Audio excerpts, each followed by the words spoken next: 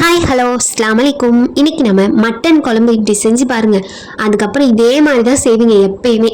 அவ்வளோ அருமையாக இருக்கும். அதுக்கு சின்ன வெங்காயம், 3 பச்சை மிளகா, 2 தக்காளி நறுக்கி வச்சுருக்கேன்.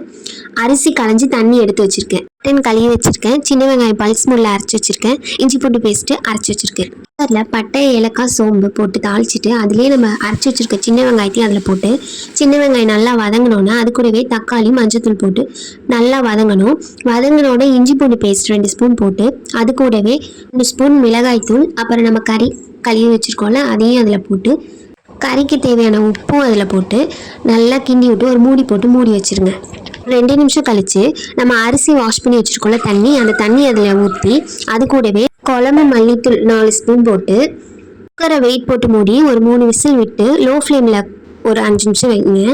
அதுக்கப்புறம் விசில் அடங்கினோன்னா அதை திறந்து பாருங்கள் கறி வெந்திருக்கான்னு. வேகலைன்னா திருப்பி வேக விடுங்க, மறுபடியும் விசில் வச்சு விடுங்க. வெந்துருந்துச்சுன்னா அது கூடவே நான் தேங்காய் அரைச்சி ஊற்றுறேன்.